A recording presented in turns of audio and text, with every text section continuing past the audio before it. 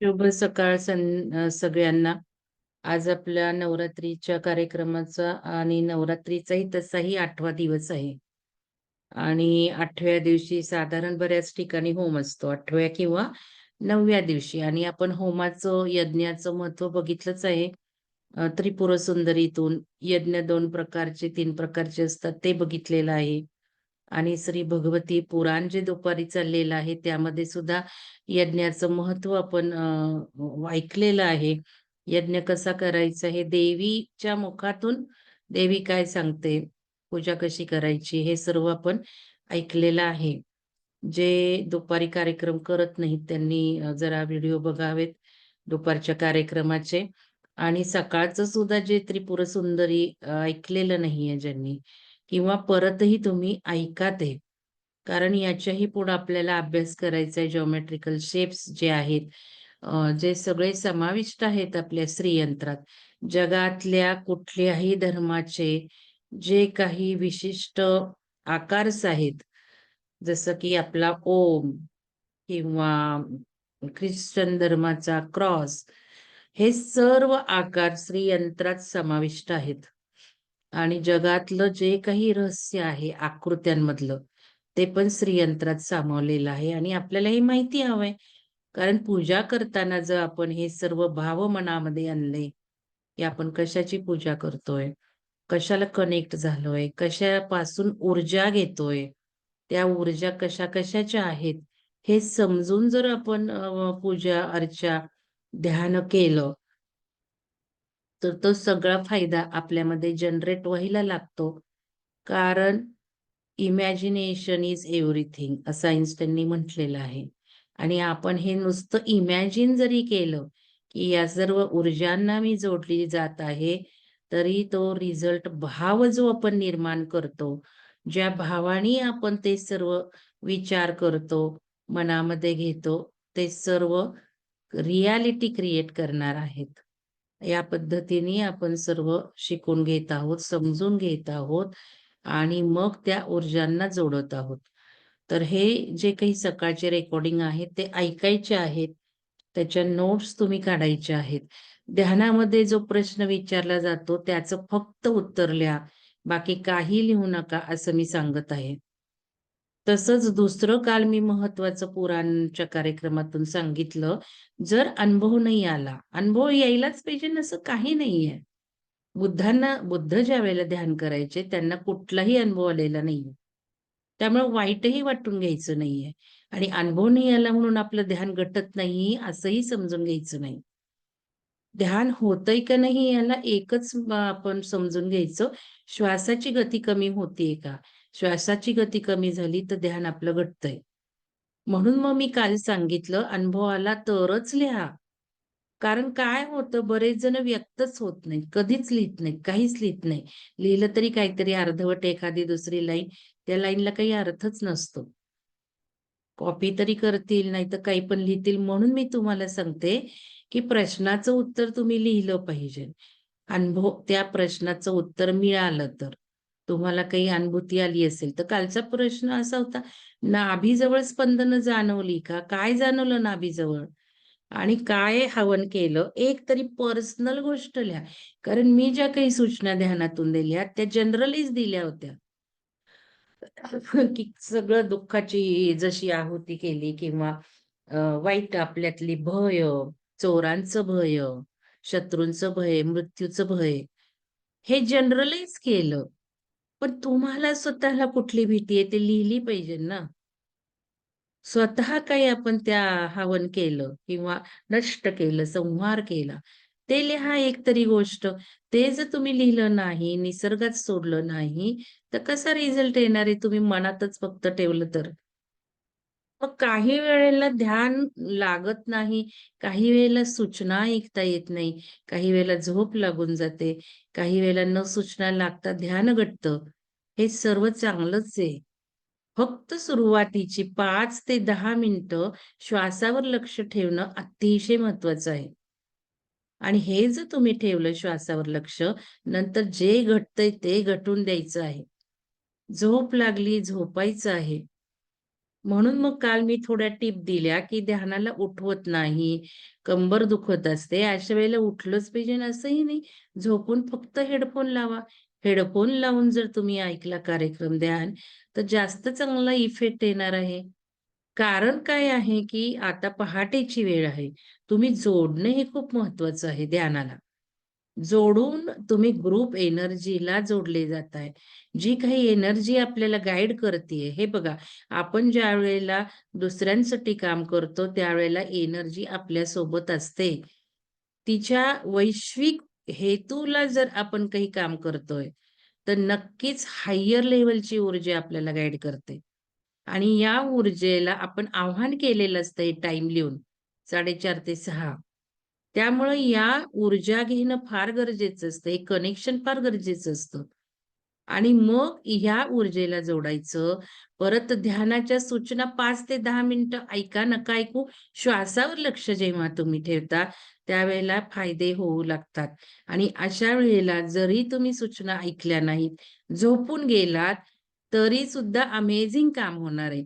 कारण आत्ता जी काही झोपेची फ्रिक्वेन्सी असते, नुकतीच उठलेला असतो, ती सबकॉन्शियस फ्रिक्वेन्सी असते. मेंदूची कमी फ्रिक्वेन्सी असते. 7 ते 14 हर्ट्झमध्ये आपण असतो. आणि अशा वेळेला तुम्ही जर ही सूचना ऐकल्या नाहीत, तर त्या मेंदूवर व्हायब्रेशन्स होणार आहेत. सबकॉन्शियसमध्ये जाणार आहे जे काही आपण ऐकतोय ते आणि तिचे रिझल्ट नक्कीच येणार आहेत. त्यामुळं मी झोपून गेले हे सुद्धा अनुभव लिहिणं किती महत्वाचं आहे. कारण झोप म्हणजे ही झोप होणार नाहीये. या सूचनांचं काम होणारच आहे. आणि हे पण तुम्ही फील केलं पाहिजे, की मी जरी झोपलीये, तरी मला आता उठल्यावर काय अनुभूती येतीये. ती पण मी लिहायला सांगते, की उठल्यावर काय वाटतं. तर या गोष्टी पुन्हा सांगते आणि अनुभव मनातून खरंच आला, वाटला तरच लिहायचा आहे. खोटं लिहायचं नाहीये, की मला जे फील होतंय किंवा मी जे लिहितेय तेच माझे रिझल्ट्स. हे इथे अनुभवकथनाला नाही लावायचे. ते आपल्या फीलिंग्जला नेहमी लावायचे. पण लिहिताना जर वाटलं तरच लिहायचं आहे आणि वाटलंच पाहिजे असं काही नाही. पण वाटलं तर लिहिलंच पाहिजे असं मात्र आहे. तर ह्या गोष्टी लक्षात ठेवा. तर आता आज तर अष्टभुजा देवी आणि आपण या ज्या ध्यानातनं सूचना घेतलेल्या आहेत, 7 दिवस ध्यान करून झालेत आणि याच्यामध्ये जे नवीन ध्यान प्रकार आपण केले, त्यामध्ये आपण कलेक्टिव्ह कॉन्शियसनेस पेरला आहे. म्हणजे खूप मोठ्या प्रमाणावर आपण काम केलेलं आहे. आणि हे काम जे आपलं आहे, त्यामुळं आपण जे काही पेरतोय, त्या पेरण्यामुळं आपल्याला ऊर्जाही खूप हायर लेव्हलच्या गाईड करतायत. आणि या ऊर्जा हायर लेव्हलच्या गाईड केल्यामुळं आपल्याला जे काही मिळतंय ते खूप अमेझिंग हायर लेव्हलचं मिळतंय. तर काल डिस्कशन ग्रुपवर मी काही टाकलं ते थोडंसं सांगते. बरेच जण नाही आहेत डिस्कशन ग्रुपवर, म्हणून मी देवी ध्यानावर पण टाकलेलं आहे. पण तेवढं कोणी वाचणारही नाही, कारण आज जर अनुभव फापट पसारा सुरू झाला, तर त्यात ते मिक्स होऊन जाणार आहे. अशा वेळेला मी ग्रुप बंद करत असते. मी जे काही लिहिलेलं आहे ते तुम्ही वाचावं म्हणून. पॉज घ्यावा तुमच्या विचारांना, तुमच्या अनुभवाला काय लिहायचंय हे कळावं म्हणून. अशा वेळेला तुम्ही मला पर्सनल मेसेज पाठवता. किती चुकीचं आहे हे मी कितीदा सांगते. वाट बघा ग्रुप उघडण्याची. कारण तुमचे जे अनुभव असतात ते मासिकामध्ये येत असतात ग्रुपचं आपण हे करून. आणि मग पर्सनल पाठवलं, की मला डिस्टर्बही होतं आणि मग ग्रुपवर काही वेळेला अनुभव राहत नाहीत. मग ते मासिकात तुमचे येणार नाहीत हेही असतं. आणि पर्सनल मला मेसेज करायचे नाहीत हे आपला नियम आहे. अगदी कॉन्फिडेन्शियल काही असल्याशिवाय तुम्हाला काही असं शेअर करायचं की जे ग्रुपला करायचं नाहीये. आणि चांगल्या गोष्टी तर आपण ग्रुपला शेअर केल्याच पाहिजेत. तर काल मी काही सांगितलं, की जे जाण्यापूर्वी व्हिएतनाम, कंबोडियाला जाण्यापूर्वी अमृता मॅडमचं माझं जेव्हा काही बोलणं झालं दुसरं काही, त्यावेळेला त्या सहज डॉक्टर अमृता मॅडम मला म्हटल्या, "मॅडम ते ड्रॅगन लाईनचं काही चाललंय तुम्हाला माहिती आहे का? तुम्ही ऐकलंय का? काय?" तर मी म्हटलं, "मला काही ते माहिती नाही एवढं. मला ते ड्रॅगन लाईन कानावरनं गेलं आणि ज्यावेळेला मग मी ते कंबोडियाचं मंदिर पाहत होते, आशिया आपल्या सगळ्यात जगातल्या हिंदू मंदिरांपैकी सगळ्यात मोठं मंदिर. 250 का किती एकर आहे ते. आणि ते मंदिर ज्यावेळेला मी पाहत होते, तर त्यावेळेला गाईड सांगत होता, की इथे ड्रॅगन लाईन खाली या मंदिराचं सगळं कॉलम का काही आहे असं तो सांगत होता. आणि त्यावेळेला माझ्या अंगावर काटा आला, की मॅडम काहीतरी ड्रॅगन लाईन ॲक्टिव्हेशन बद्दल म्हणत होत्या. आणि नेमकं हा गाईडही इथे हे टेम्पल आहे म्हणतो. म्हणजे इथे मी आज जी आली आहे, ते काहीतरी अमेझिंग गुड किंवा मोठ्या हेतूने मला इथे आणलेलं आहे. जसं की ज्यावेळेला दक्षिण भारतातल्या आपल्या ऊर्जा ॲक्टिव्हेट होत होत्या भारतातल्या. जागतिक स्तरावर लाईट बिंगचं काम चालू होतं त्यावेळेला. की काही जी आपली प्राचीन मंदिरं आहेत, तिथे त्या ज्या ऊर्जा तयार केल्या गेल्या होत्या, त्या नष्ट झाल्या मधल्या काळात आपण ध्यान न करता पूजा-अर्चा केल्याने. पूर्वी ध्यान करायचे मंदिरांमध्ये आणि नंतर आपण सगळं पूजन-अर्चा करत बसलो आणि तिथल्या ऊर्जांना नष्ट केलं आपण पूजा-अर्चा करून. आणि म्हणून या ज्या काही ऊर्जा पूर्वी तिथे होत्या, जागृत स्थानं होती ही, ती ॲक्टिव्हेट करण्याची गरज होती. कारण आता पृथ्वीचं परिवर्तन चाललेलं आहे. खूप भौगोलिक बदल होत आहेत. आजूबाजूला पृथ्वीवर बदल होत आहेत. आपल्या जीवनामध्ये, शरीरामध्ये बदल होत आहेत. आणि अशा ह्याला या ऊर्जा जागृत करण्याची गरज होती आणि म्हणून जागतिक लेव्हलवर लाईट बिंगकडनं हे सगळं करून घेतलं जात होतं. मी जसं म्हटलं आपलं राम मंदिर बांधलं त्याच्यामागेही वेगळं कारण आहे. आणि ह्या ज्या जॉमेट्री ब्रह्मांडात आहेत, त्या जॉमेट्रीच्या आकारात जिथे-जिथे पृथ्वीवर खाली स्थानं जी आहेत, त्या स्थानांना अद्भुत ऊर्जा आहेत आणि या परिवर्तनासाठी त्या काम करत आहेत. त्यामुळे त्यांना जागृती केली जात आहे. आणि अशा वेळेला मी तिथे त्या मंदिरांमध्ये फिरत होते. दक्षिण भारत झालं, नॉर्थ इंडिया झालं, काय असेल ते. आणि त्यावेळेला सुद्धा मला तसंच कळलं. आणि आपण बघितलं नंतर मोदीजी पण त्या ह्याला स्थानाला जाऊन आले. म्हणजे तो पिरियड ॲक्टिव्हेशनचा होता. ऊर्जांना प्रोव्होक करण्याचा होता आणि ऊर्जा घेण्याचा सुद्धा होता. आणि मी जे जाऊन तिथे केलं, मी पूजा-अर्चा केल्याच नाहीयेत. मी ध्यानच केलंय प्रत्येक मंदिरात आणि तुम्हालाही जोडलंय त्या वेळा देऊन.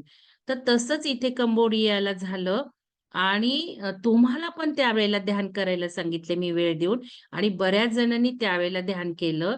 तर ते मला आता प्रवास वर्णन मासिकासाठी लिहायचे म्हणून असं वाटत होतं, मॅडम काय म्हटले आणि गाईडनी काय सांगितलं, ते मी जरा अभ्यास केला पाहिजे. जर मला लिहायचंय मासिकात. कारण जे काही जर काही हे असे अद्भुत कारण असेल, तर ते मी कुठेतरी नोंद केली पाहिजे. मी विश्वात, निसर्गात सोडलं पाहिजे त्याला. म्हणजे जे काही आपल्या हातून झालंय त्याचे फायदे द्विगुणित होतील. म्हणून मग मी मॅडमना म्हणत होते, काल मी फोन करून म्हटलं, "मॅडम तुम्ही ते काय बोलला? मला काहीतरी डिटेल द्या." तर त्या म्हणाल्या, "मी शोधते." आणि रात्री शोधून त्यांनी ती वेबसाईट टाकली. तर त्या वेबसाईटवर पहिल्यांदा मॅप दिलाय ड्रॅगन लाईन कुठं-कुठं आहेत. आणि पूर्ण आशिया खंडात आत्ता सध्या जुलैपासून ऊर्जा ॲक्टिव्हेट करण्याचं काम झालं आणि आशिया खंडात त्या ड्रॅगनच्या ज्या ऊर्जा आहेत, त्या बऱ्याच आशिया खंडातल्या जागृत केल्या जात आहेत जुलैपासून. आणि मग तो जो मॅप बघितला ड्रॅगन लाईनचा आणि कंबोडिया कुठं आहे, त्या मॅपवर आहे का? कंबोडियातलं हे जे जगातलं सर्वात मोठं मंदिर आहे, ते मंदिर आहे का हे बघितलं मिस्टर एंड मी आणि ते बरोबर त्या लाईनमधनं जातंय आणि गाईडनी सांगितलंच होतं. मग मी वेबसाईटवरचं वाचलं, तर त्याच्यात त्यांनी असं म्हटलेलं आहे, की या ज्या आशिया खंडातल्या ड्रॅगन लाईन्स आता जास्त मोठ्या प्रमाणात ॲक्टिव्हेट होत आहेत जुलैपासून, तिथे बऱ्याच जणांचं फिजिकल कनेक्शन आहे आणि या ऊर्जा पूर्वी ज्या होत्या त्या प्रमाणात अजून ॲक्टिव्हेट झाल्या नाहीत आणि नोव्हेंबरपर्यंत लाईट बिंग इथे येऊन मेडिटेशन करून इथल्या ऊर्जा प्रोव्होक करणार आहेत, जागृत करणार आहेत. ज्यांचं काहींचं फिजिकल कनेक्शन इथे आहेत आणि फिजिकल कनेक्शन आहे ते इथे येऊन ध्यान करून या ऊर्जा जागृत होणार आहे. हे वाचलं मी आणि काहींचं सायकॉलॉजिकल कनेक्शन आहे. काही सायकॉलॉजिकली कनेक्ट होऊन जागृत करतील. म्हणजे जे आपण ध्यानातनं कनेक्ट होतो. या दोन्ही गोष्टी झालेल्या आहेत आपल्याकडं. आम्ही दोघं तिथे गेलो, ध्यान केलं. तुम्हाला त्यावेळेला ध्यान करायला सांगितलं. म्हणजे हे तर करतोच आहे. नुसतं देवळात जाऊन काही वाहिलं, पूजा नेहमीच्या पद्धतीने दर्शन नाही घेतलेलं मी. आता तुम्हाला सांगते तिथे ते मंदिर तुम्ही अजूनही मी व्हिडिओ टाकलेत काही चॅनलवर हेमांगनच्या. ते जरूर बघा तुम्ही. कारण त्या ऊर्जा देण्यासाठी मुद्दाम मी तिथनं व्हिडिओ टाकलेले आहेत त्यावेळेला स्टेटसवर सुद्धा, की तुम्ही बघावं आणि हे सगळं अजून स्ट्राँग कनेक्शन्स व्हावं आणि बऱ्याच जणांनी माझे स्टेटस त्या वेळेला बघत होते, कनेक्ट होत होते ते. बाकीचे कुठले मी फारसे स्टेटस टाकले नाही, पण काही चांगल्या स्थळांचे टाकले. तर तिथं ज्यावेळेला ते मंदिर इतकं प्रचंड मोठं होतं, की जवळ-जवळ 1 तास चालतच जायचं होतं. कसले ते म्हणजे सुंदर सगळं मंदिर नदीने वेढलेलं आहे. प्रोटेक्टेड राहावं म्हणून, अटॅक्स होऊ नये म्हणून. पण तरी झालेलेच आहेत. आणि ह्या सुंदर पाण्याच्या जलाशयातनं गेलेलो आहे. पाऊस पडत होता आणि मी तर एवढं माझं वजन आहे किंवा देह आहे तुम्हाला माहिती आहे. पण मी सगळ्यात पुढंच असते टूरमध्ये. आणि इथे सुद्धा मी भर मिस्टर आणि मी आम्ही सगळ्यात पुढं चालत गेलो. शेवटी माझे मिस्टर म्हटले, "तू ग्रुप बरोबर का येत नाहीस? इतकी का भर पुढं तर येते?" तर मी म्हटलं, "मला ऊर्जाच थांबून देत नाही. मला ऊर्जाच खेचून घेत असती," म्हटलं. हे माझे वाक्य आहेत त्यांना. आता त्यांनी पण काल ते सगळं बघितल्यावर त्यांनाही कळलं काय उलगडा आहे. मी म्हटलं, "मला ऊर्जा खेचून घेते. कधी मी जाते तिथे," असं होतं मला. आणि मग ध्यानही करायला मिळतं. या लोकांच्या घराड्यात गेलो, आपला ग्रुप मोठा असतो आणि त्या घराड्यात गेलो तर आपल्याला ना धड फोटो काढता येत, ना धड आपल्याला ध्यान करता येत. तिथे जागाही नसतात या मंदिरात बसायला सुद्धा ध्यानाला. कुठेतरी शोधून ध्यान करावं लागतं. तसंच मी केलं आणि संपूर्ण मंदिर पहिल्यांदा पाहिलं. बाकीच्या लोकांना कितीतरी वेळ लागतो. मग गाईडचं थोडंसंच ऐकायला मिळालं. सगळं पण मी गाईडचं ऐकत नाही. कारण मी व्हिडिओ काढून माहिती घेत असते शक्य झालं तर किंवा नंतरही ऐकते ती माहिती. तर त्याच्यामध्ये ते गाईडचं मी नेमकं तेवढंच कसं ऐकलं, जे काही 5-10 मिनिटं मी ऐकलं असेल एवढ्या 3-4 तासा मध्ये. हे सुद्धा कसं मग अमेझिंग तेच घडलं ना. अमृता मॅडमना का नाही माझ्याशी तेवढं एक वाक्य बोलावसं वाटलं? नाहीतर मग नुसतं जाऊन आलं आणि हे माहिती नाही झालं तरी आपल्याला हे कळत नाही. तर या सर्व गोष्टी काल मी सांगितल्या आहेत.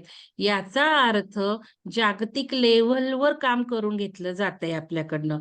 ऊर्जा आपल्याला गाईड करतीये. खेचून घेतीये मला. आता बाली प्लॅन मी असं प्लॅन केलं होतं, की सप्टेंबरमध्ये हे नोव्हेंबरमध्ये बाली किंवा श्रीलंका आणि जानेवारीत उरलेलं. तर हे मी आता थोडंसं असं वाटत होतं, जाऊ दे कॅन्सल करू मनात येत होतं. पण आता मॅडम म्हटल्या, "बाली सुद्धा ड्रॅगन लाईन खाली आहे." आणि मग बघा किती नोव्हेंबरपर्यंत प्लॅन केलं आणि हे नोव्हेंबरपर्यंत ऊर्जा हे होणार आहे. म्हणजे इतकं सुंदर चाललेलं आहे आणि तुमच्याकडनंही करून घेतलं जात आहे ऊर्जा. मग ही ऊर्जा एवढी अमेझिंग जागतिक स्तरावरची आपल्याकडनं काम करून घेतीये. वैश्विक लेव्हलवर आपल्याकडनं काम होत आहे. आपण जो काही आता ध्यान प्रकारात कलेक्टिव्ह कॉन्शियसनेस पेरला गेला, हे सगळं ऊर्जा गाईड करतीये आपल्याकडनं, करून घेतीये. आपली पात्रता आहे म्हणून. मग आपली जर एवढी पात्रता आहे, तर आपण किती जण सकाळी नवरात्री ग्रुपला किती जण जोडले गेलेत आणि किती जण ध्यानात रोज 20-25 जण अब्सेंट असतात. तरी 20-25 जण काढून टाकलेत मुद्दाम. ते जर काढून नाही टाकले, तर ऊर्जा ही कमी होत असते निगेटिव्ह. म्हणून मला जाणवत होतं, की आता ही जी ऊर्जा येतीये, ती जास्त प्रमाणात ऊर्जा येतीये. म्हणून मी हे जे कोणी ध्यानाला जॉइन होत नाहीयेत, त्यांना मी काढून टाकलं पाहिजे हे मला संदेश आले. आणि मी काढून टाकले 2दा बघून. पण उरलेले सुद्धा 20-25 जण रोज अब्सेंट राहतायत. आज हा, तर उद्या ते. तर म्हणून या गोष्टी लक्षात ठेवूयात आणि त्याप्रमाणे आपण काम करूयात. कारण एवढी श्रेष्ठ ऊर्जा आपण येतीये, तर ती घेतली पाहिजे. मी बऱ्याच जणांना सांगितलं, नवरात्रीचं ध्यान चुकवू नका. जरी वेबसाईटवर असेल, तर तुम्ही ग्रुपला कनेक्ट होऊन त्या जे गाईड करती ऊर्जा ती आत्ता असते. त्याला कनेक्शन होणं गरजेचं आहे. आणि हे जे 10 दिवस ध्यान होणार आहे, ते अमेझिंग वेगळ्या प्रकारचं ध्यान आहे. ऊर्जा वेगळी असणार आहे. हे सगळं मी सांगितलंय, ग्रुपवर टाकलेलं आहे. वेबसाईटवर जरूर वाचा ती वेबसाईट आणि किती छान आपल्याकडनं होत आहे. आपलीच पाठ थोपवून घ्या असं मी सांगितलेलं आहे. तर प्राजक्ता मॅडम आहात का तुम्ही? प्राजक्ता मॅडम, नाहीतर मग सुलक्षणा मॅडम तुम्ही सुरू करा. करा सुरू सुलक्षणा मॅडम. हो, दिसत तर नाही आहे मॅडम. नाही दिसत, तर मेसेजही त्यांनी काही पाठवलं नाही, का घेऊ शकल्या नाहीत. हो. ठीक आहे, तुम्ही सुरू करा.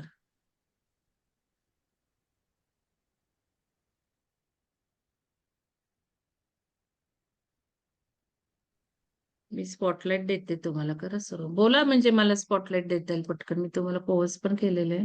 हो हो. आज आपण परत सुरुवात करूया सौंदर्य लहरीला. नमस्कार सगळ्यांना आणि सुप्रभात. आता तर मॅडम सुद्धा खूप आजारी आहेत बघा, काल मला सांगत होते, रात्री आमचं बोलणं झालं. बघा त्यांचा चेहरा, आणि इतक्या आजारी आहेत तरी आहेत आणि व्हिडिओ सुरू करून बोलतायत. म्हणजे किती फरक असावा लागतो आपण जेव्हा कार्य करतो, आपण जेव्हा हो म्हणतो, काही निश्चय करतो. मी सुद्धा पार पाडलेला आहे कुठल्या अवस्थेत, तुम्ही बघितलं आहे. मॅडम सुद्धा खूप आजारी आहेत, खूप. चिकनगुनिया झाला होता मॅडमना, पोट बिघडलंय, सगळं काही होतंय. पण तरी आज आपल्यासाठी आहे. धन्यवाद madam. Manisha Rawal madam, mute करा. तर आज आपण आता सौंदर्य लहरीला सुरुवात करणार आहोत. 42 म्हणजे 41 श्लोकापर्यंत मॅडमने जवळपास आनंद लहरी घेतलं, आणि 42 पासून देवीच्या मुकुटापासून तर पायापर्यंतच्या सौंदर्याचं वर्णन याच्यामध्ये आहे. तर 42व्या श्लोकामध्ये त्यांनी सांगितलंच आहे. हे माझ्याकडे जे पुस्तक आहे ते हिंदीमध्ये आहे, त्यामुळे थोडं हिंदी आणि असं त्याला मिश्रित मराठी मी तुम्हाला सांगेन, जे शब्द नाही समजणार ते.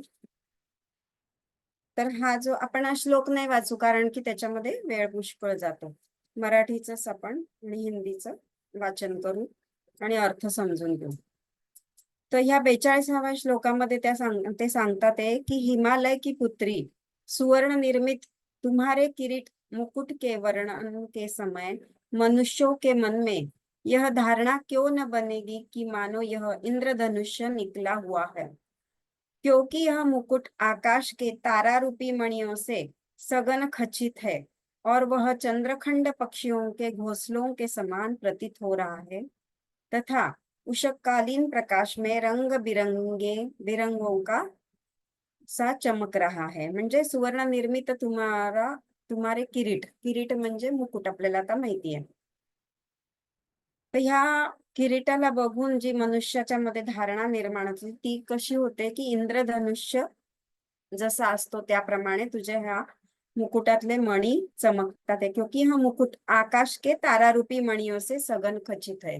म्हणजे या आकाशातले जे तारे आहे त्याच्याने तयार केलेल्यासारखं असं त्यांचं म्हणणं आहे. व चंद्रखंड पक्षियों के घोंसले के समान प्रतीत हो रहा है, अशी उपमा त्याला दिली.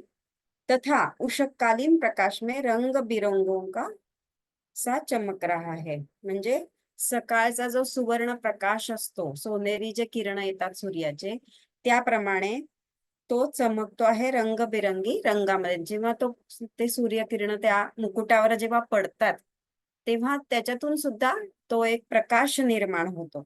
तर अशा प्रकारे आता मुकुटापासून सुरुवात झाली आणि प्रत्येक अंगाचं वर्णन इथे केलेलं आहे. तर मी तुम्हाला असं आधीच सांगते, काही काही अंगांचं असं इतकं सुंदर वर्णन केलेलं आहे, आणि आपण ते हायर लेवलच्या दृष्टीने घ्यायचं आहे. त्याला आपण म्हणजे शारीरिक सौंदर्य असं न घेता आपण देवीचं अतिशय म्हणजे जे सुंदर रूप आहे, अप्रतिम जे म्हणतो, नखशिखांत सौंदर्य असं आपण मराठीमध्ये म्हणतो, त्या प्रकारे आपल्याला ते घ्यायचं आहे. तर प्रत्येक अवयवाचा आणि तिच्या प्रत्येक गोष्टी ज्या तिने धारण केलेल्या आहेत, जसं मुकुट वगैरे आता आपण बघितलं, त्याप्रमाणे त्याचा अर्थ घ्यायचा आहे. तर 43वा जो श्लोक त्यांनी सांगितला आहे त्याचा अर्थ असा होतो, हे शिवे, तेरे सघन चिकने मुलायम कोमल केशों का यह समूह जो खिले हुए कमल वन के समान दिखाई देता है. कमल वन के समान म्हणजे कमळाचं जे वन, जसं आपण खूप सारे कमळ एखाद्या तलावामध्ये किंवा एखाद्या ह्याच्यामध्ये उमलले आहेत, त्याप्रमाणे ते दिसतात आहे, तुझे जे केश आहेत ते. वह हमारे अज्ञान रूपी अंधकार को दूर करे, जिस केश पाश में गुंथे गए नंदन कानन, यानी इंद्र की वाटिका. नंदन कानन ही इंद्राची वाटिका आहे, म्हणजे बगीच्यासारखं तिथे आहे ते. त्याच्यातले जे पुष्प आहेत, आपकी नंदन कानन के पुष्प आपके केशों की सुरभि से आकर्षित होकर स्वयं ही अपने को सुवासित करने के लिए यहाँ आकर केशपाश में बस गए हैं. तर ते म्हणतात की हे देवी, तुझे जे केस अतिशय घनदाट आहे, इतके सुंदर आणि मुलायम जे तुझे केस आहे, जे एखाद्या उमललेल्या कमलवनाप्रमाणे दिसतात, ते आमच्या अज्ञानरूपी अंधकाराला दूर करतात.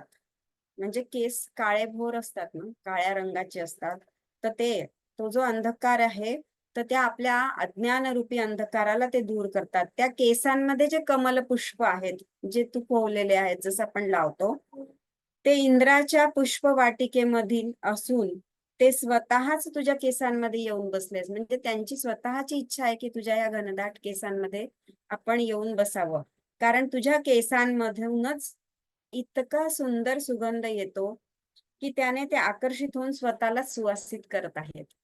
म्हणजे तुझ्या त्या केसांचा जो सुगंध आहे, त्याच्यामुळेच त्या फुलांना, त्या कमलांना सुगंध मिळत आहोत. त्यांचा स्वतःचा सुगंध तर आहेच, आणि प्लस त्याच्यामध्ये तो तुझ्या केसांचा जो सुगंध आहे, त्यामुळे ते आकर्षित होऊन स्वतःच तिथे येऊन बसले. अशा प्रकारे असं वर्णन ते करताय. म्हणजे इतकं सुंदर वर्णन आहे त्याच्यामध्ये.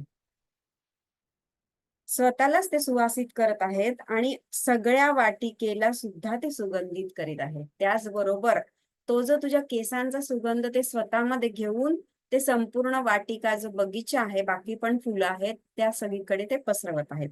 अशा प्रकारे इतकं सुंदर वर्णन तिच्या केसांचं देवीच्या याच्यामध्ये केलेलं आहे. तर आपण असं हे ध्यानासाठी पण घेऊ शकतो. देवीचे केस म्हणा, ज्या ज्या गोष्टींचं वर्णन केलं आहे, ते जेव्हा आपण ध्यान करतो तेव्हा डोळे बंद करून आपण अशा प्रकारे त्याचं पण ध्यान करू शकतो. नुसत्या केसांचं, कपाळाचं, जे जे इथे वर्णन केलंय त्याप्रमाणे. तर त्याच्यानंतर त्यांनी 44 जो श्लोक आहे त्याचा अर्थ असं सांगितला आहे की तुम्हारे मुखमंडल की सौंदर्य लहरी के प्रवाह स्त्रोत के पथ के समान, पथ के म्हणजे मार्ग जो असतो त्याप्रमाणे, सिंदूर भरित तुम्हारी यह केशों की माड़ हमारे कल्याण का प्रसारण करे. जो माड़ ही केशों के भार रूप सघनता स्वरूप अंधकार रूपी प्रचंड अरिदल शत्रु समूह. आपण आताच बघितलं की अज्ञान अंधकार रूपी जो शत्रू आहे, प्रचंड अरिदल म्हणजे शत्रु समूह असं त्यांनी म्हटलेलं आहे, से बंदी बनाई हुई उदयोन्मुख नवीन सूर्य की किरणों अरुण किरण के सदृश आहे. सूर्य की किरण म्हणजे अरुणाची किरण. तर ते कसे आहेत, ते बंदी बनवल्याप्रमाणे सूर्याच्या किरणांना त्यांनी बंदी बनवून ठेवलेलं आहे. ते म्हणतात की तुझ्या मुखाचं सौंदर्य लहरींचा जो प्रवाह स्रोत आहे, म्हणजे ज्या तुझ्या चेहऱ्यावर ज्या छटा आहे सौंदर्याच्या, ज्या प्रवाहाप्रमाणे ज्या वाहत आहेत, तो अगदी तुझ्या सिंदूर भरलेल्या केसांपासून सुरू होतो. म्हणजे कुठून त्याची सुरुवात होते त्या सौंदर्य लहरींची, की केसांमध्ये जो आपला भांग पाडलेला असतो ना, सिंदूर भरतो आपण त्याच्यामध्ये, त्याप्रमाणे सुरू होतो. तर ते सौंदर्य इतके आहे की तुझ्या केसांनी त्यांना बांधून ठेवलेलं आहे. म्हणजे ते असं ते झरझर झरझर सौंदर्य जसं वाहत आहे.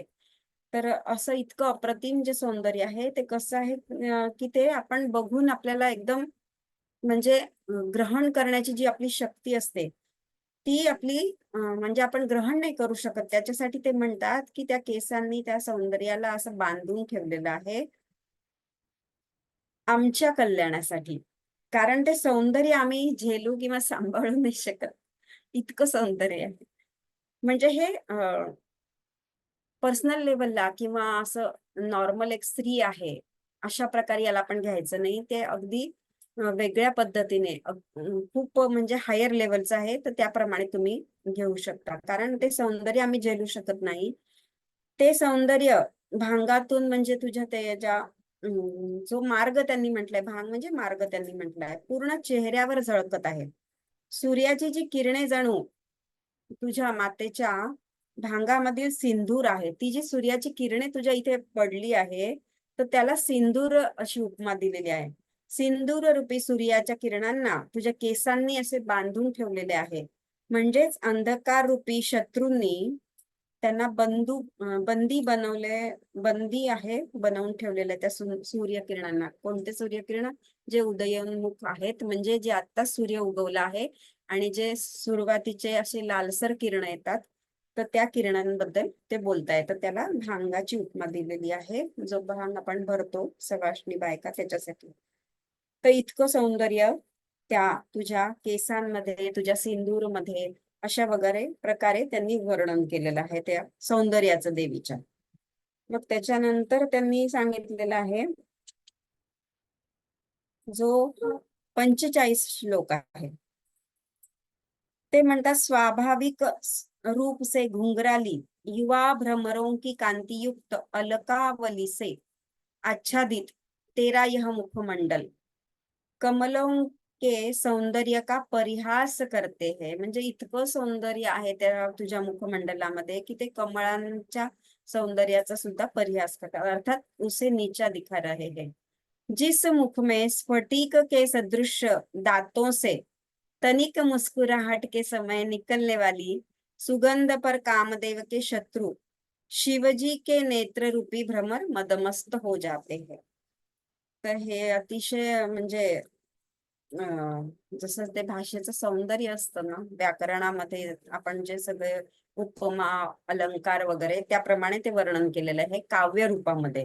तर ते म्हणतात की स्वाभाविक जे तुझं सौंदर्य रूप आहे ते भ्रमरांच्या कांतियुक्त अलकावली, म्हणजे अलकावली म्हणजे केसांची आपण एक अशी बट असते ना, जशी स्त्रियांची आपण बघतो, सगळ्याच जणींच असतं, एखादी बट अशी तुझी आहे जी सौंदर्यला अजून खुलवते आहे.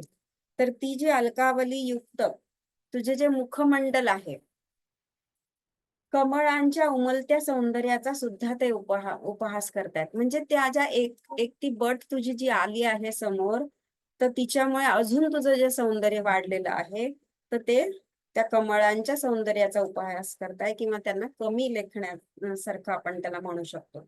ज्या मुखात स्फटिकाप्रमाणे दिसणारी जी तुझी दंतपंक्ती आहे, स्फटिक स्फटिक किती पांढरे शुभ्र असतं आपल्याला माहितीये, तर त्याप्रमाणे तुझी जी दंतपंक्ती आहे, म्हणजे जे दात आहेत तुझे, तर ते तुझ्या थोड्याशा स्मित हास्याने, म्हणजे नुसतं तू थोडस जरी असं स्मित हास्य केलं, तर त्या स्मित हास्याने सुद्धा त्याच्यातून सुगंध बाहेर पडतो आहे. आता ही जी उपमा ही आपण साधारण सौंदर्यासाठी असेल, आता आपण कधी बघितलं नाही, पण दातातून सुगंध येणे म्हणजे किती किती त्याचे अप्रतिम सौंदर्य असेल. त्या सुगंधाने भगवान शिव जे आहेत ते कामदेवाला जे भस्म करतात, इतके ते उग्र त्यांचा जो स्वभाव आहे. तसे जे भगवान शिव कामदेवाला सुद्धा भस्म करणारे, ज्यांचे नेत्र आहेत, आपल्याला माहिती की नेत्र उघडल्याबरोबर कामदेवा भस्म झाला होता, जेव्हा त्याने जो बाण शिवांना मारला होता. तर ती गोष्ट सगळ्यांनाच माहिती. तर नेत्र तुझ्या स्मित हास्याने येणाऱ्या सुगंधावर मोहित होतात. त्यांचे ते नेत्र, भगवान शिवाचे जे नेत्र आहे, जे इतके म्हणजे क्रोधित शिव आहे, पण ते तुझ्या सौंदर्यामुळे त्यांचे ते नेत्र तुझ्या त्या स्मित हास्याने त्या आणि त्याच्यातून निघणाऱ्या त्या सुगंधाने ते मोहित होत आहेत शिवजी. तर भगवान शिवांबद्दल सुद्धा त्यांनी असं सांगितलेलं आहे की ते इतके त्या तुझ्या सौंदर्यावर, केसांवर आणि तुझ्या त्या दांतपंक्तीतून येणाऱ्या सुगंधावर मोहित झालेले आहे. तर असं खूप सुंदर वर्णन या प्रत्येक श्लोकामध्ये दिलेलं आहे. तर 46वा श्लोक आता आहे आपला, लावण्य कांति से युक्त स्वच्छ और चमकने वाला तेरा यह जो ललाट है, ललाट म्हणजे कपाळ, उसे मैं मुकुट से जड़ित चंद्रमा की दूसरी कला ही मानता हूँ, जो एक दूसरे पर विपरीत क्रम से रखे जाने के कारण एकाकार यानी एकरूप बना हुआ अमृत लेपन के कारण पूर्ण चंद्र बन गया है. आता हे थोडस कठीण आहे समजायला, कारण त्यांचं म्हणणं आहे की हे माते, तुझे जे ललाट म्हणजे कपाळ आहे, ते लावण्य कांतीने युक्त, स्वच्छ व सुंदर चमकणारे आहे. इतकं सौंदर्य आहे त्याच्यामध्ये की ते अतिशय सुंदर दिसते आहे. त्याला मी रत्नजडित मुकुटांमध्ये जडलेल्या चंद्राच्या कलेची उपमा देतो. म्हणजे तिचा जो मुकुट असेल त्याच्यामध्ये जो चंद्र असतो, आता चंद्रघंटा देवीचे आपण बघितलंय की तिने चंद्र धारण केलेला आहे, तर त्या चंद्राचीच उपमा तुझ्या त्या कपाळाला देतो आहे असं ते म्हणतात. तर जो मुकुटावरचा जो तुझा चंद्र आहे आणि तुझे मुख, म्हणजे हा जो चंद्र समजा असा आहे आणि तुझं ते जे चेहरा आहे तुझा, तर तो चेहरा आणि ते मुख दोन्ही जर एकमेकांवर असे ठेवले, आता मी तुम्हाला थोडं ऍक्शन करूनच सांगते त्यांचा म्हणण्याचा जो अर्थ आहे, असा जो पूर्ण, तर तो काय होईल, पूर्ण चंद्र तयार होईल असं त्यांचं म्हणणं आहे. तर ती जी कलेची उपमा ते देत आहे, जो मुकुटावरचा चंद्र व तुझे मुख दोन्ही विपरीत असून, म्हणजे चेहरा असा आहे आणि चंद्र असा आहे, त्यामुळे ते जर दोघांना एकमेकांवर जोडले तर ते एकरूप होतील व त्याचा पूर्ण चंद्र तयार होईल. म्हणजे चंद्राचं सौंदर्य तर आपल्याला माहितीच आहे आणि त्याच्यामध्ये त्या देवीच्या मुखाचं सौंदर्य, असं दोघांना जर एकत्र केलं तर तो पूर्ण चंद्र म्हणजे पौर्णिमेचा चंद्र होईल असं त्यांचं म्हणणं आहे. असं अशा प्रकारे वेगवेगळ्या उपमा त्यांनी देवीला, तिच्या प्रत्येक अवयवांना आणि तिच्या सौंदर्याला दिलेल्या आहेत. आणि पौर्णिमेच्या सारखा तो पूर्ण चंद्र तयार होऊन त्याचं सौंदर्य अजून वाढेल असं त्यांचं म्हणणं आहे. तर आता आपला 47वा श्लोक आहे. संसार के भय अथवा दुख को नाश करने से ही आनंदित होने वाली हे उमेद. म्हणजे जिला संसाराला, म्हणजे सांसारिक जगत आहे, तर ते दुःखाने भरलेलं जगत असल्यामुळे तर त्या लोकांचे दुःख दूर करण्यामध्ये तिला जो आनंद होतो. हे उमे, भ्रुकुटी की त्योरी पर तन जाने में उसकी उपमा बाएं हाथ में लिए हुए कामदेव के धनुष्य से देता हूँ, जिसकी धनुष्य की प्रत्यंचा भ्रमर कांति वाले तुम्हारे दोनों नेत्रों से बनी है और जिसका मध्यवर्ती भाग मुष्टिका और कलाई के पीछे छपा है. तर अशा प्रकारे त्यांनी प्रत्येक गोष्टीचं वर्णन केलेलं आहे. तर भ्रुकुटी म्हणजे भुवया. तर ते म्हणतात की संपूर्ण जगताला भय आणि दुःखापासून मुक्त करून त्याच्या त्याचा नाश करून, दुःखाचा आणि भयाचा नाश करून, त्या नाशामुळे जो नाश तू करते आहे त्यामुळे तू अतिशय आनंदित होणाऱ्या अशा हे उमे, सर्व जगताला कामना वासनांनी त्रस्त करणाऱ्या कामदेवाच्या हातात धनुष्य आहे. आता हे आपल्याला माहितीच आहे कामदेव कशाचं प्रतीक आहे. तर कामना आणि वासना आपल्या त्या संपतच नसतात, त्याचं ते प्रतीक म्हणून त्यांनी म्हटलेलं आहे. कामदेवाच्या हातात जे धनुष्य आहे त्या धनुष्याची उपमा मी ही जी तुझी भ्रुकुटी आहे तिला देतो. म्हणजे भ्रुकुटीला त्यांनी कामदेवाच्या धनुष्याची उपमा दिली आहे की जेव्हा तू ती ताणते, म्हणजे कटाक्ष, असं असं आपण बरेच वेळा आपल्याला माहिती की स्त्रियांचा कटाक्ष कसा असतो किंवा देवीचा कटाक्ष कसा असू शकतो. जेव्हा ती ताणून, भुवया ताणून जेव्हा ती बघते, तर त्या ताणलेल्या भुवयांशी मी त्या तुझ्या भुवयां ज्या ताणलेल्या आहेत तू, तर त्याची जी कंपॅरिझन म्हणतो आपण की त्याला अशी उपमा देतो की ती कशी आहे, ती कामदेवाच्या धनुष्या सारखी आहे. त्या धनुष्याची प्रत्यंचा म्हणजे ते भ्रमराच्या कांतीसारखे तुझे जे नेत्र आहे. आता हे भुवया झाल्या धनुष्य आणि त्याची जी प्रत्यंचा चढवलेली असते, दोरी आपण जी म्हणतो, जी अशी ओढून ताणतात. सगळ्यांना धनुष्यबाण माहिती, त्यामुळे ते तुम्ही समजू शकता की कशा प्रकारे. तर ती जी प्रत्यंचा आहे, तर ती प्रत्यंचा म्हणजे भ्रमराच्या कांतीसारखे, भ्रमराच्या म्हणजे भ्रमर आपल्याला माहिती, भुंगा, तर त्याची जी कांती असते त्याप्रमाणे तुझे हे सुंदर नेत्र आहेत. भ्रमराच्या कांतीसारखे तुझे जे सुंदर नेत्र आहेत त्याच्याशी ते म्हणजे ते त्याला उपमा देत आहेत. त्या प्रत्यंचा तशी आहे तुझ्या नेत्रांसारखी. त्या प्रत्यंचेचा मध्यभाग म्हणजेच कामदेवाची मुठ व मनगट. मध्यभाग म्हणजे तो असा ताणला, तर ते मुठेने असं मुठ पकडूनच आपण ताणतो आणि मनगटाचा तिथे उपयोग केला जातो जोर लावण्यासाठी. तर त्यांनी असं म्हटलं आहे.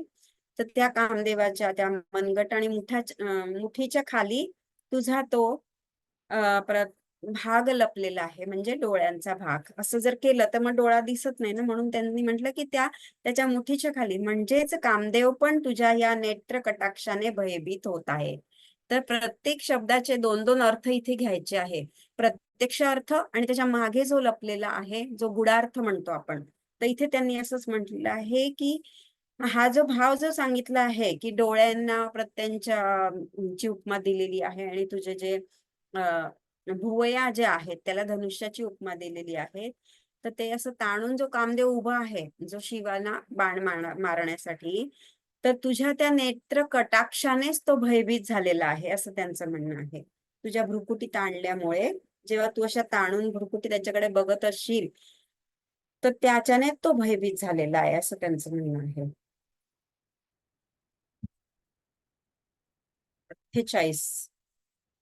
48वा जो श्लोक आहे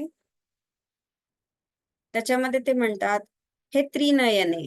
त्रिनयने म्हणजे आपल्याला माहिती की आपले हे दोन नयन, आणि अजून देवीचा इथे पण नयन असतो, जसा शिवाचा तिसरा नेत्र ज्याला आपण थर्ड आय म्हणतो. या भाषेमध्ये आपण काय म्हणतो त्याला, ध्यान वगैरे करतो त्या भाषेमध्ये थर्ड आय आपण जे म्हणतो, किंवा आज्ञाचक्र, तर तसा तिचा तिसरा नेत्र असतो. तर ते म्हणतात, हे त्रिनयने तेरी दाहिनी आंख नेत्र. दाहिनी आंख म्हणजे उजवा हात, उजवा नेत्र. तेरी दाहिनी आंख सूर्यात्मक होने से दिन बनता है. किती सुंदर वर्णन आहे पहा. और बाया नेत्र चंद्रात्मक होने के कारण रात्रि की सृष्टि करता है. जबकि किंचित विकसित एवं स्वर्ण निर्मित होने से कमल के सौंदर्य से सुशोभित तेरी तीसरी दृष्टि दिन और रात दोनों के बीच रहने वाली संध्या के समान आहे. म्हणजे तिन्ही नेत्रांचं पहा कसं वर्णन केलंय सुंदररित्या. हे त्रिनयने म्हणजे तीन नयन वाली, म्हणजे तीन जिचे नेत्र आहेत अशी. तुझा उजवा नेत्र जो आहे तो सूर्यात्मक आहे, म्हणजे सूर्यच्या प्रकाशासारखा तो आहे, त्याच्यामुळे आपण दिवस बघू शकतो, असं त्यांचं म्हणणं आहे. म्हणजे दिवस उगवतो, सूर्य उगवला की दिवस उगवतो. व डावा जो नेत्र आहे तो चंद्रात्मक, म्हणजे चंद्र असल्यामुळे रात्र होते, आणि थोडं विकसित स्वर्ण निर्मित असल्याने सुवर्णाप्रमाणे प्रकाशमान. आता सुवर्ण कसं असतं, सुवर्णाचा कलर जो गोल्डन कलर असतो, तर त्याचा जो सुवर्ण निर्मित प्रकाशमान, सुवर्णासारखा जो प्रकाश त्याचा निघतो, असा जो तिसरा नेत्र आहे.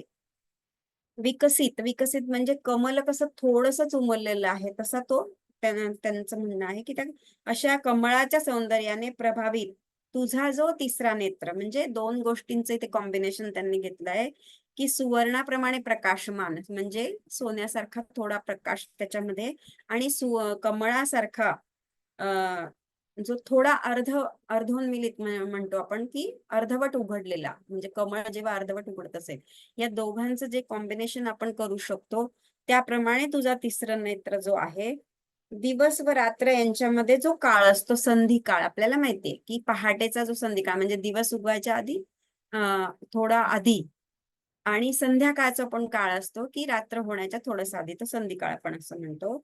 तर त्या तिसऱ्या नेत्राला ही जी उपमा दिली आहे त्यांनी, ती संधी काळाची दिली. तो काळ म्हणजेच संध्या समय, त्याच्याप्रमाणे त्यांनी म्हटलेलं आहे की दोन्ही डोळं कोणते आहे की चंद्र आणि सूर्य, आणि तिसरा जो नेत्र आहे तो त्या दोघांमधला जो वेळ असतो, संध्या समय आपण त्याला म्हणू शकतो.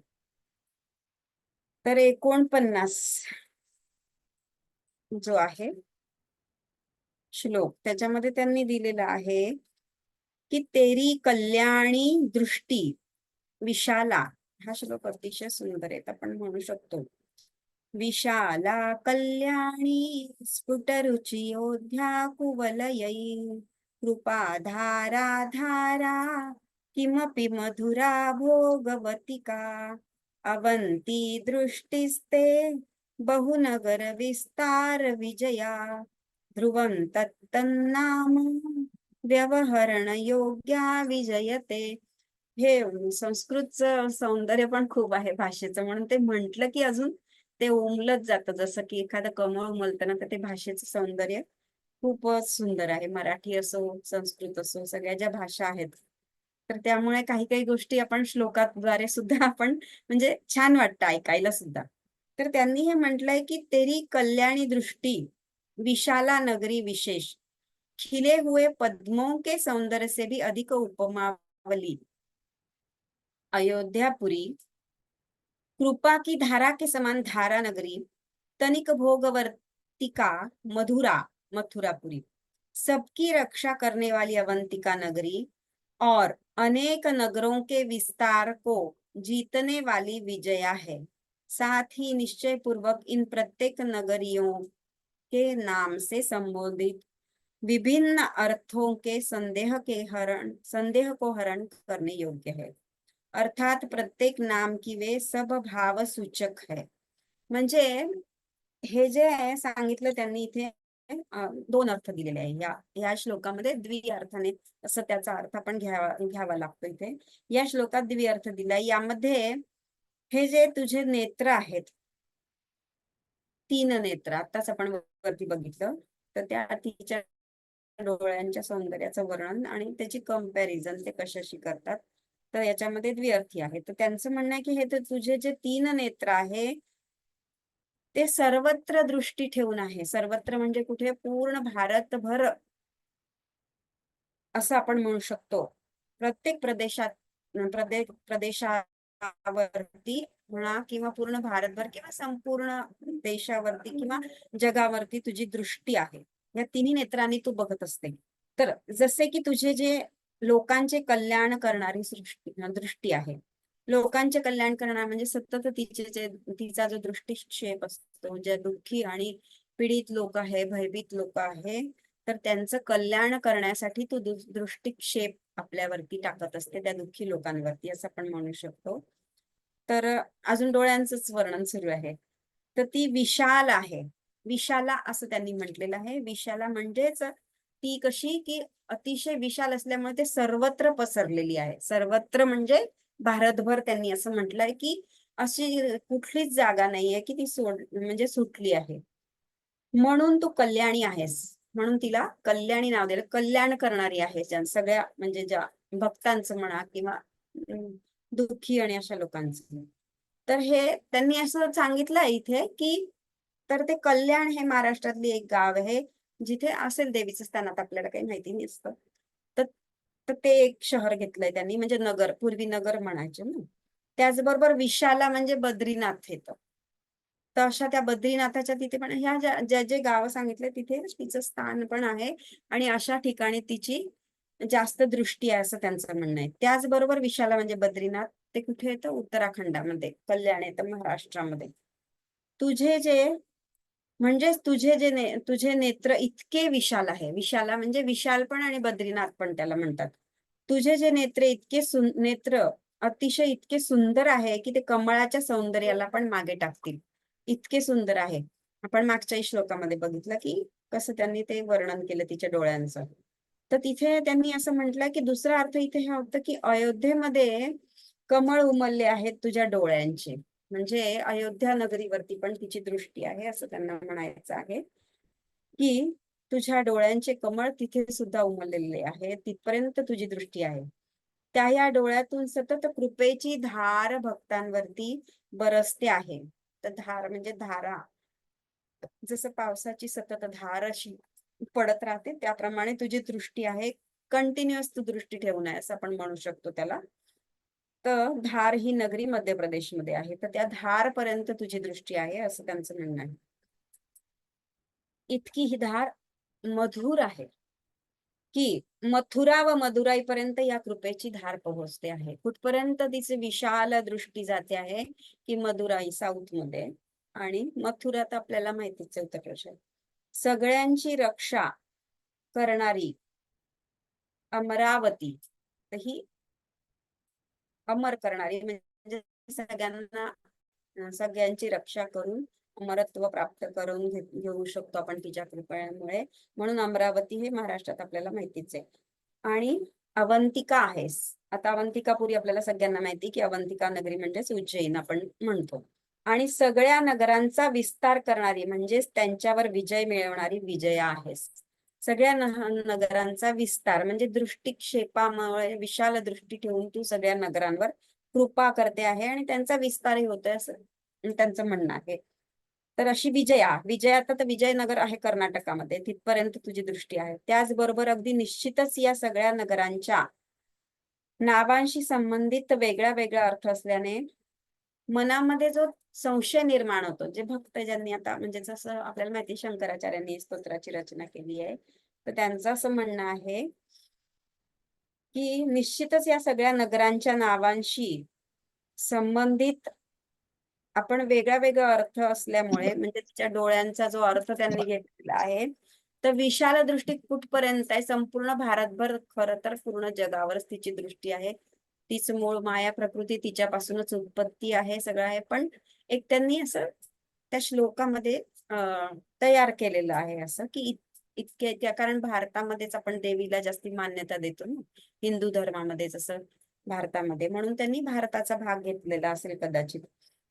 तर वेगवेगळ्या अर्थ असल्याने मनात त्याबद्दल जो संशय निर्माण होतो किंवा असं त्या विशिष्ट गावांना म्हणा किंवा नगरांची नावं का घेतले, तर तिचा दृष्टिक्षेप कुठपर्यंत पोहोचू शकतो, अशा प्रकारे त्यांनी ती विशालता तिच्या नेत्रांची दर्शवलेली आहे.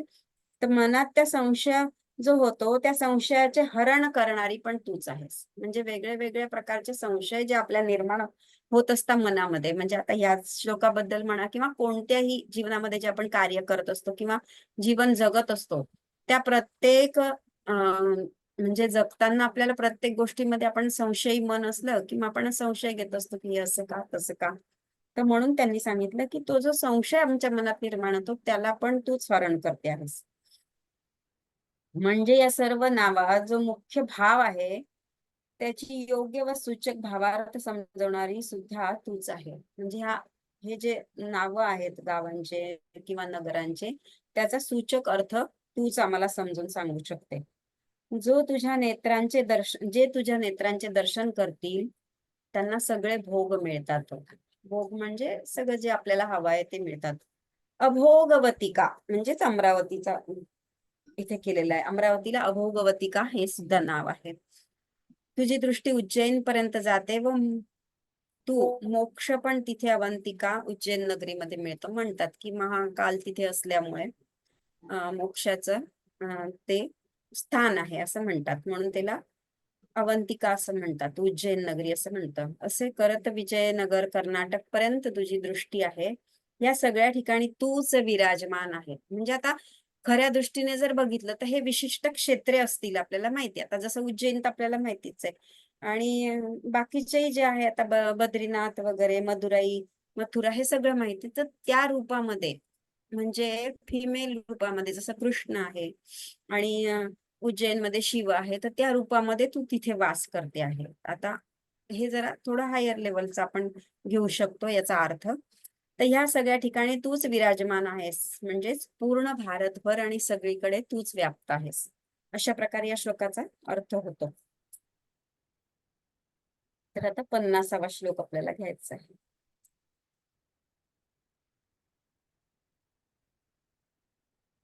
कवियों की कविता रूपी स्तबकों, स्तबक म्हणजे गुच्छ, फुलांचे जसे गुच्छ असतात तसे एक कवितांचे स्टॅन्झा म्हणजे एक एक त्याचं कलेक्शन आपण असं म्हणू शकतो, अशा प्रकारे.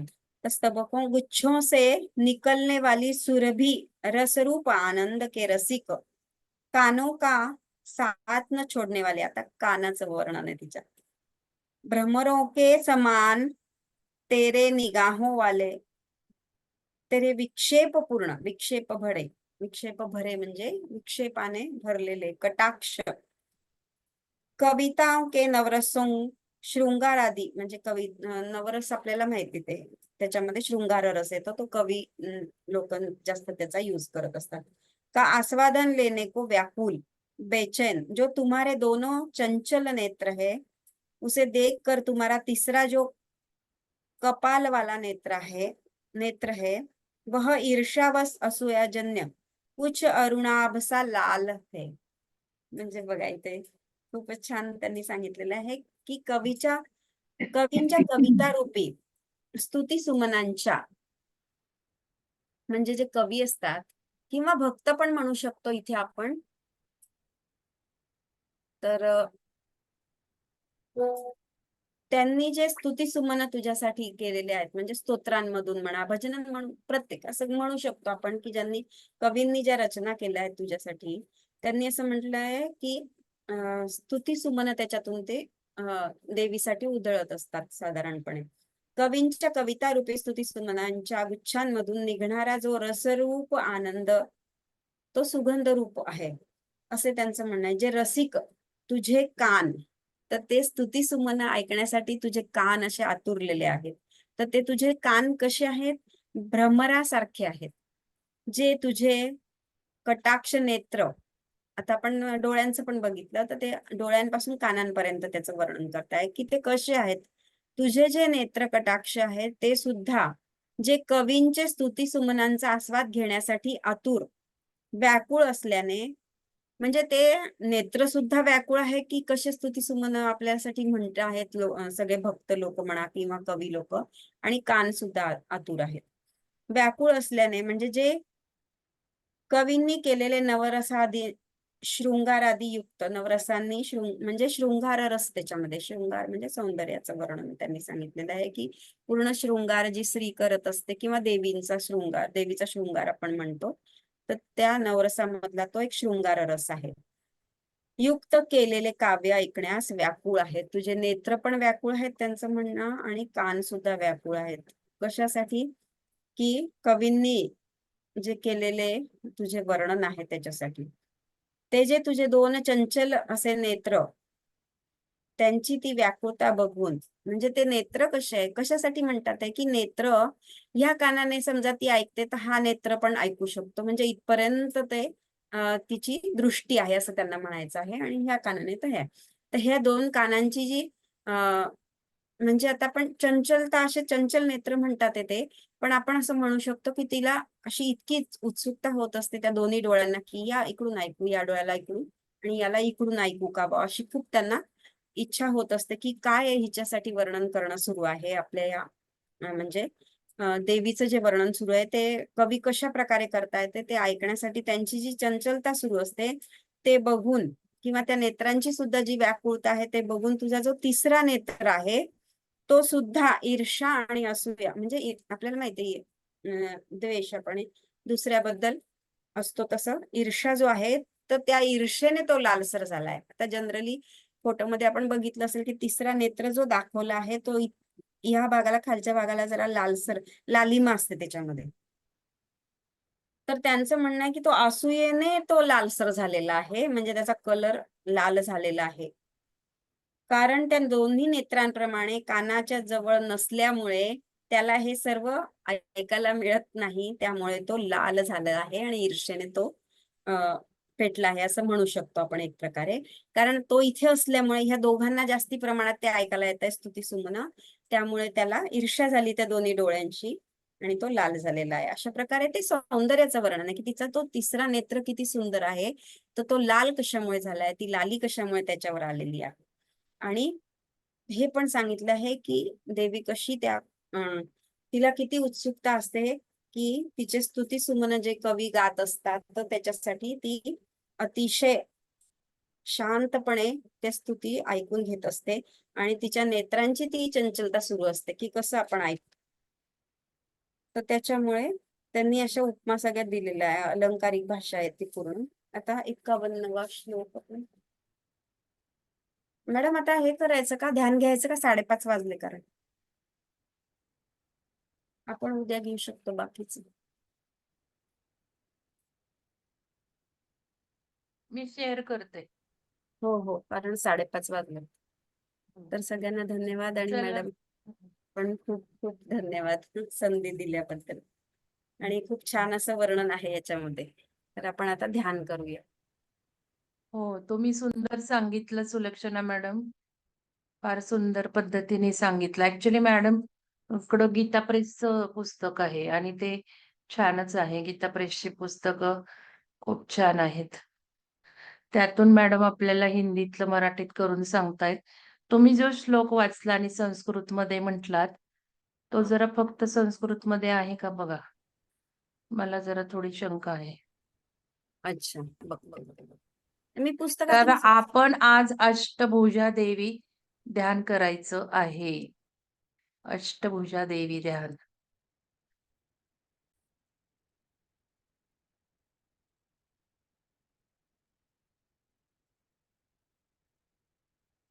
आवाज येतोय का सांगा चॅट बॉक्स मध्ये, नाही तर आवाज येतोय ना व्हिडिओचा? नाही, अजून नाही येत. अ अजून नाही येते मॅडम.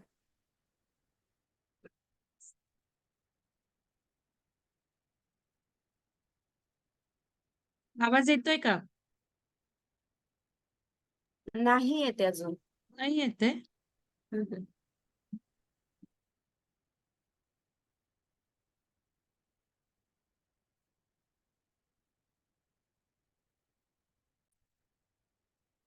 आता बघा. पिरॅमिड 2 मजली हो, येतोय का येतोय. आवाज पटन व्हिडिओ? स्वरूपात आहे. हो हो. ठीक आहे. खाली शशी शंकर अभ्यासिका आहे आध्यात्मिक पुस्तकांची, आणि वरच्या मजल्यावर ध्यानासाठी पिरॅमिडचा हॉल आहे.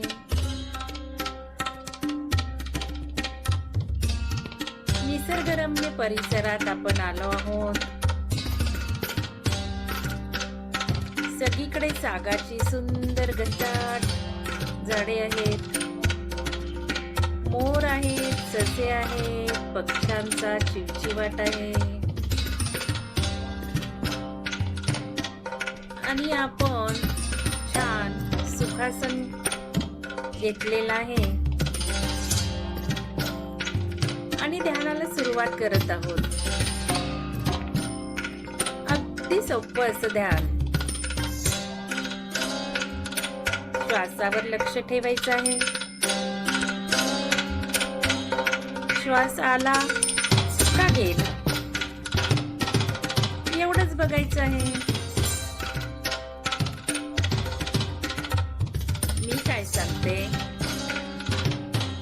ते ऐकायला आलं तरी चालेल, नाही ऐकायला आलं तरी चालेल.